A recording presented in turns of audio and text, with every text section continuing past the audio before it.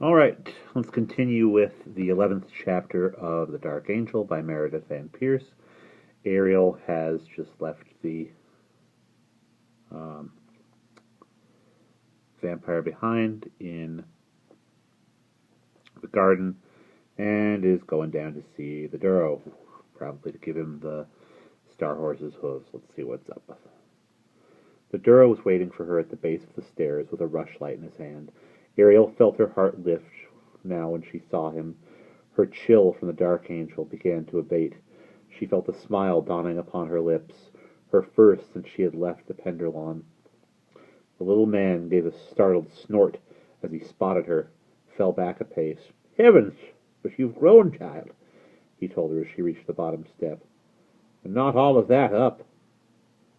Ariel gave a laugh, and was surprised to find herself still capable of laughter. She brushed tears from her cheeks. "I think perhaps that food laid into your magical pouch acquires magical properties, little mage of downending." The Duro blushed and looked down at his feet. "So they still remember me by that name," he sighed. "I'll not deny I'm pleased." Ariel handed him the velvet pouch. "The Abercron's hoof?" he asked. "The immortal one, mind you." "Good, good." He took the pouch from her and put it on in his sleeve. "I'm glad you figured out that much from the rhyme. If only I had given a little more time for explanations." He glanced toward the ceiling as though aware the Darkangel stood in the garden above. Then he returned his gaze to Ariel. "I must say, though," he exclaimed, "you took your own dear time about returning. I was half afraid you had given up or else run home." Ariel shook her head and felt the scar again. "The vampire bit me. I was a long time healing." The Duro blanched and held the rushlight high that he might see. He turned away, face drawn. Daughter, I never meant he should catch you. I sent word ahead." "The Penderlawn saved me," she said, "and left me with kind people until I grew strong." The Duro sighed then, a little relieved. "Well, at least I know my magic has a bit of potence left.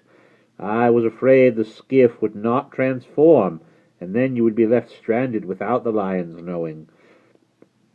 He shook his head and clucked and put his fingers together. "I thought at first, when you said the vampire bit you, that you meant he had caught you and left you for dead. I knew that he had fought with the Penderlawn. His slashes and wing were proof of that. But I began to fear the Liathol had come too late for the saving of you.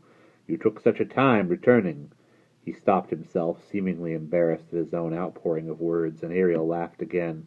"But enough of this." He clapped his hands with sudden vigor and became stern with himself. "For I have work to do, and so have you." He reached into the pouch and pulled the star hoof from it, stood gazing at it. "I must begin the brewing of the bridal cup, and you must make the gown." Then he halted again for a moment, gazed earnestly at Ariel, and his voice grew quieter, as though even yet he could not believe it. "Truly, daughter, are you well?" She nodded, and the Duro laughed, shaking his head. "Well, good then. So I think we'd best be off, the both of us." Then he hurried away, down the shore along the river running.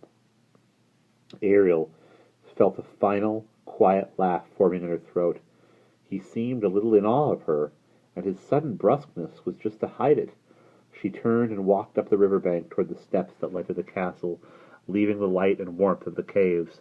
She felt the chill of the vampire's keep descending upon her, and she shook it off. She had resolved herself in the garden above to have done with helpless dread. There was not time for it, and she had weaving to attend to. And again, we'll pause there after a quick video, just because I want to do it on the paragraph breaks like I've been doing. We'll be back soon.